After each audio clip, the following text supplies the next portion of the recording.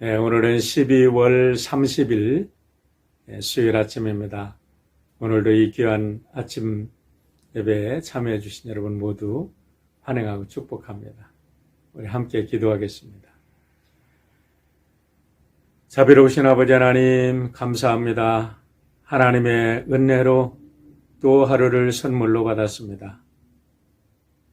코로나가 온 세계를 덮고 있는 이 때에 하루하루 새날을 맞이하는 것은 하나님의 특별한 은혜임을 다시 한번 고백하며 감사를 올려드립니다. 오늘이라는 시간이 하나님의 특별한 선물이요, 어저께 세상을 떠난 사람들이 그렇게 보고 싶어하던 오늘임을 다시 한번 우리가 되새깁니다. 오늘도 이 새벽을 하나님께 예배하며 찬양과 기도로 여는 모든 성도들을 축복하여 주셔서 우리 성도들의 가정과 기업과 자녀들과 행하는 모든 것들이 하나님 안에서 안전하고 아름다운 열매들을 맺는 복된 한 날 되도록 축복하여 주시옵소서. 하지만 급작스럽게 어머니를 하늘나라 보내시고 슬퍼하는 우리 김수경 권사님, 또 사랑하는 모든 가족들 위로하여 주시고 하나님의 놀라운 천국의 소망으로 하나님의 사랑으로 가득 채워 위로하여 주시옵소서. 오늘도 귀한 말씀 주실 것 믿고 감사하며 예수님의 이름으로 기도하옵나이다.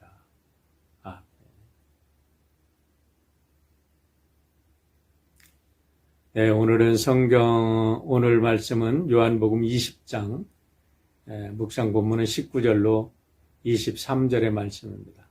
제가 봉독해 올리겠습니다. 이날 곧 안식 후 첫날 저녁 때에 제자들이 유대인들을 두려워하여 모인 곳에 문을 닫았더니 예수께서 오사 가운데서도 이르시되 너희에게 평강이 있을지어다. 이 말씀을 하시고 손과 옆구리를 보이시니 제자들이 주를 보고 기뻐하더라. 예수께서 또 이르시되 너희에게 평강이 있을지어다. 아버지께서 나를 보내신 것 같이 나도 너희를 보내노라. 이 말씀을 하시고 그들을 향하사 숨을 내쉬며 이르시되 성령을 받으라.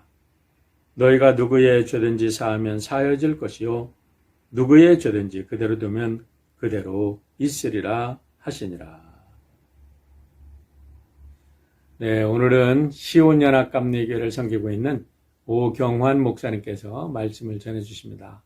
오늘도 말씀을 들으시고 말씀 속에 은혜 받으시길 바랍니다.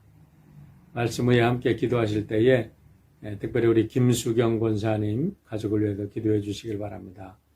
어머님께서 갑자기 소천하셨어요.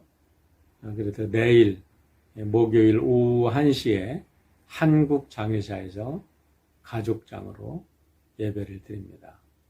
우리 가족을 위해서 기도해 주시길 바랍니다. 감사합니다. 남가주 한인연합감리교회 성도 여러분, 그동안 안녕하셨나요? 이제 연말에 이렇게 또 올해 마지막으로 여러분들에게 인사를 드릴 수 있게 되어서 참으로 감사합니다. 저희는 지금 역사적으로 전무후무한 그런 이 팬데믹이라는 상황에 처해 있습니다. 모든 교회가 모이지를 못하고 있는 이런 상황을 우리는 상상도 하지 못했습니다. 지난 9개월 동안 참 많은 일들이 있었지만 우리는 믿습니다. 우리 하나님의 손길이 우리를 지키고 있다는 그 믿음을 가지고 지금 살고 있고 잘 계시리라 믿습니다. 곧 다시 뵐 날이 올 것으로 저는 믿습니다. 자, 이제 성탄 분위기는 이제 다 지나갔죠. 오늘 말씀을 우리가 새해를 준비하는 말씀으로 그리고 지난 한 해를 돌아보는 말씀으로 그렇게 말씀을 드리려고 합니다. 요한복음 20장은 기독교의 완전하고 증명 가능하고 또 결론적이고 최종적이고 후퇴 불가능하고 또 번복 불가능한 말씀이라고 저는 생각합니다. 어디서 많이 들어보신 말씀이죠. 바로 우리 트럼프 대통령이 북한하고 핵 회담을 할 때 그때 사용했던 문장인데 제가 오늘 한번 사용을 해봤어요. CVID라고 했었죠. Complete Verifiable Irreversible Dismantlement 이렇게 됐었는데 여기에서 우리가 dismantlement를 빼고 저는 CVI Holy Spirit 이렇게 한번 해봤습니다. 정말 우리 주님께서 우리 모두에게 주신 그 말씀은 이거는 후퇴 불가능하고 완전하고 정말 우리에게 인생 살아가면서 반드시 해야만 한다라고 하신 말씀이라고 저는 믿습니다. 왜냐하면 이 말씀이 예수님의 사역의 종점에서 결론적으로 하신 말씀이기 때문입니다. 예수님 무덤가에 달려온 마리아는 예수님 시신이 보이지 않자 절망합니다. 그러나 곧 부활하신 예수님을 만나게 되고 제자들도 부활하신 예수님을 만납니다. 얼마나 드라마틱한 장면이 연출이 되고 있는지 몰라요? 이제 2000년 이스라엘 역사는 온 인류를 위한 역사였다는 것을 증명하고 모든 인생들은 영생을 가지기 위해 하나님과 예수님을 잘 믿는 삶을 살아가면 된다 하는 것이었어요. 그런데 이것을 이루기 위해서는 사탄의 엄청난 공격이 있을 것이고 이 모든 인생은 고난과 절망을 경험하게 될 것이고 그런데 이것을 이기기 위해서 반드시 필요한 것이 있는데 바로 오늘 주신 바로 그 말씀입니다. 22절 말씀에 성령을 받으라 그러셨어요. 오늘 이 말씀, 성령을 받으라는 말씀은 또 예시적인 부분이 있습니다. 예수께서 보시기에 이 제자들이 모두 절망에 빠질 것을 알고 있었어요. 지금까지 많은 것을 보여주고 함께 살아오셨어요. 3년 동안. 그러나 제자들 이거 다 잊어버릴 것이고 다만 눈에 보이는 것만 볼 것이기 때문에 이제 예수님이 십자가에서 죽고 무덤에 묻힌 것밖에는 기억이 나지 않을 겁니다. 그래서 이들은 모두 절망할 것이고 도망갈 것이고 후회할 것입니다. 이런 상황을 역전시킬 수 있는 유일한 방법이 바로 이것이었어요. 성령을 받는 것이었습니다. 그래서 예시적으로 성령을 받으라 이렇게 말씀을 하신 겁니다.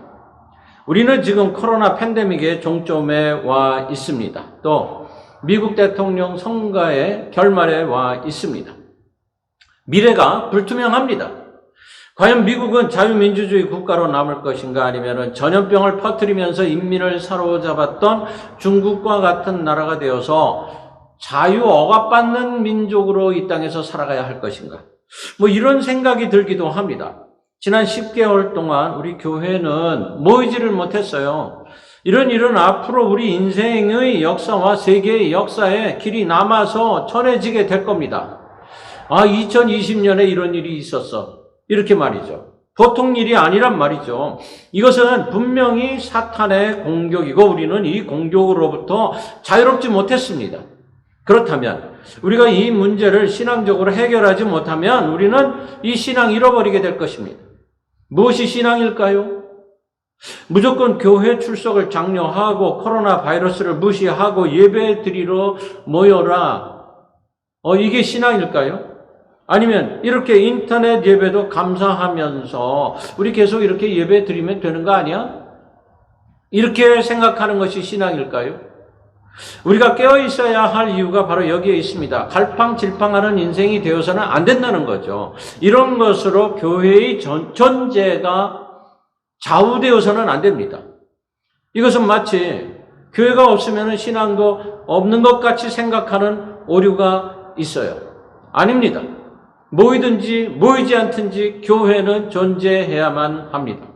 지난 2000년 교회의 역사를 보면 야, 이제 시작이다 라고 생각했는데 끝나버리고 좌치도 없이 사라져버린 교회들이 얼마나 많은지 모릅니다. 지금은 95% 이상이 이슬람 국가인 터키는 바울이 세운 교회로 가득 차 있었던 곳이었어요. 지금은 돌 위에 돌 하나 없이 되어버렸어요. 그럼에도 불구하고 교회는 계속 존재해 왔고 성장해 왔습니다. 대한민국이라는 작은 나라에 수십만 개의 교회, 수천만 명의 성도들이 있지 않습니까? 어떻게 그럴 수 있을까요? 정말로 중요한 것이 있습니다. 그것은 교회는 건물이 아니라 사람이라는 것입니다. 어떤 사람인가 하면 성령 받은 성도들입니다. 고난 속에서 성령 받은 성도로서 사는 것이 곧 교회가 사는 길이었다는 것이죠. 그러므로 예수께서 성령을 받으라고 한 것은 앞으로 닥칠 이런 모든 고난을 이길 수 있게 하기 위한 것이었습니다.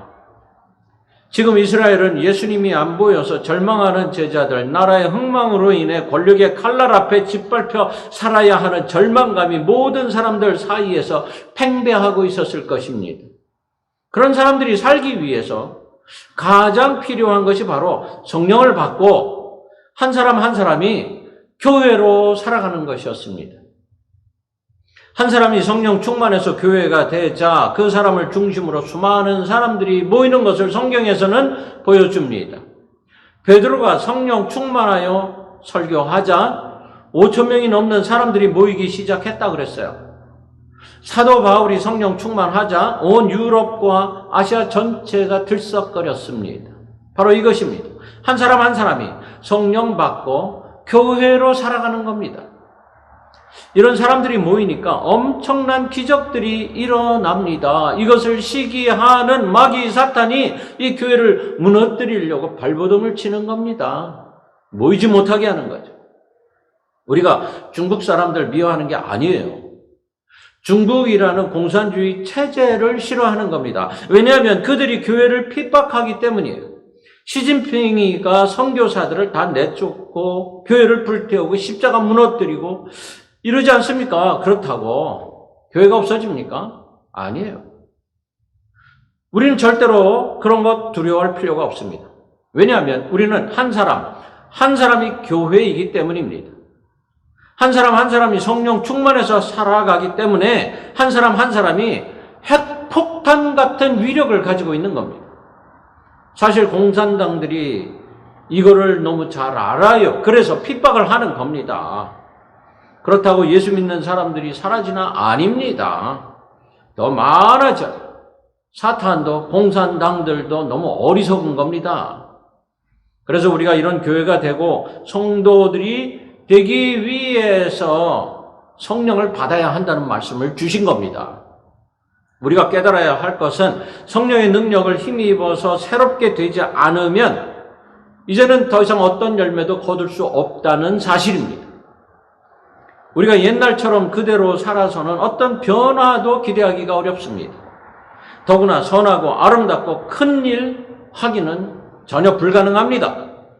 내가 성령 받아서 하나님의 돕는 힘만 의지하는 겸손과 순종의 마음이 없이는 우리가 더 이상 어떤 일을 할 수 없게 된다는 것입니다.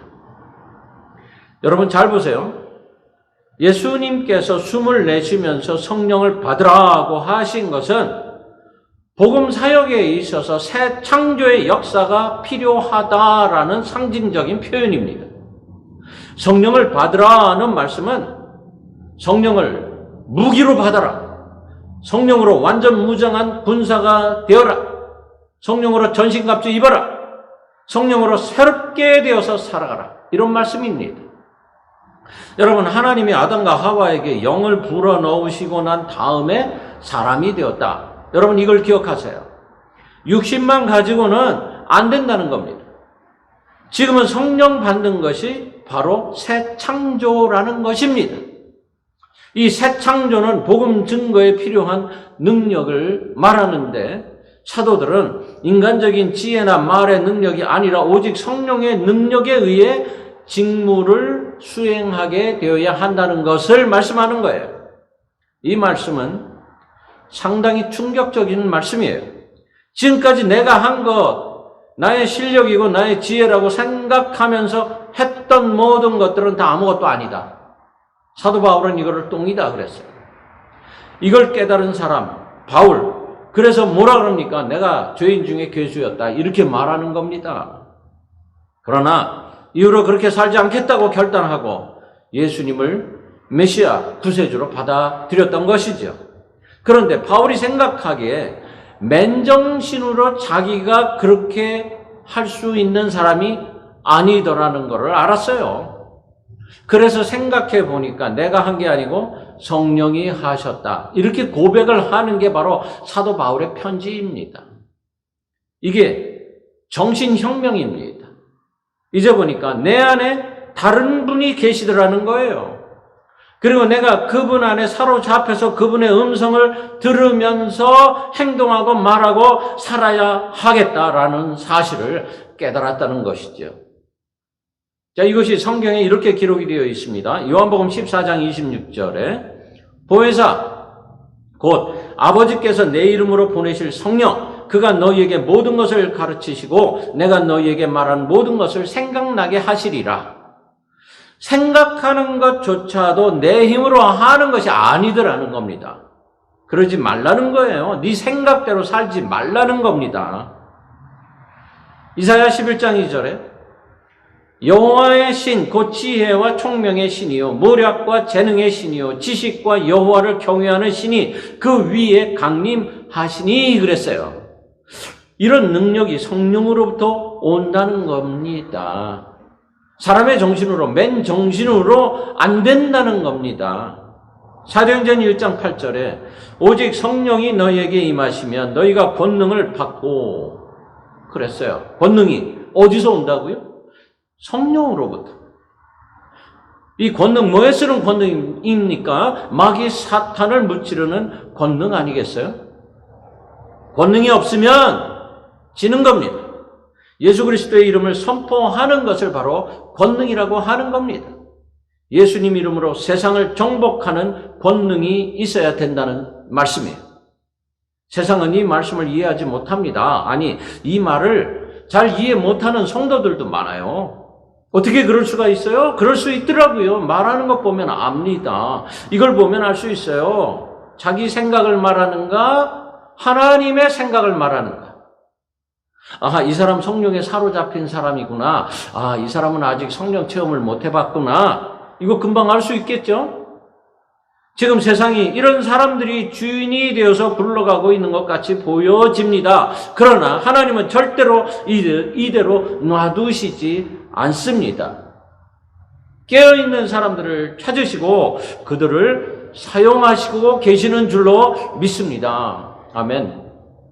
그래야 합니다. 그래야 온 땅에 주님의 말씀이 가득하게 될 것이고 주님이 다시 오실 그 날이 오게 된단 말이죠. 역사는 그렇게 흘러가고 있습니다. 하나님은 지금도 시퍼렇게 살아 계셔서 역사의 주인이 되고 계시는 줄로 믿습니다. 우리는 지금 2020년 끝날에 와서 뒤를 돌아보고 있습니다. 무엇이 보이나요? 지금같이 혼돈스러울 때일수록 더욱 하나님의 성령의 능력의 은혜 안에 사로잡혀서 굳건히 서서 흔들리지 말고 능력 있는 그리스도인의 삶을 살아가야 되었겠구나. 이렇게 지난 과거 돌아보지 않습니까? 그렇게 살아야 합니다. 고린도전서 2장 4절에 내 말과 내 전도함이 지혜에 권하는 말로 하지 아니하고 다만 성령의 나타남과 능력으로 하여 그랬어요.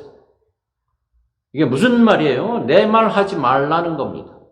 믿는 사람들은 항상 주님이 하라는 말을 할 수 있어야 합니다. 교회 안에서 말을 항상 조심해야만 합니다. 성령이 하라는 말을 해야 된다는 거예요. 그러기 위해서 우리 지도자들은 늘 성령 안에서 말할 수 있어야 돼요. 성령 충만해야 합니다.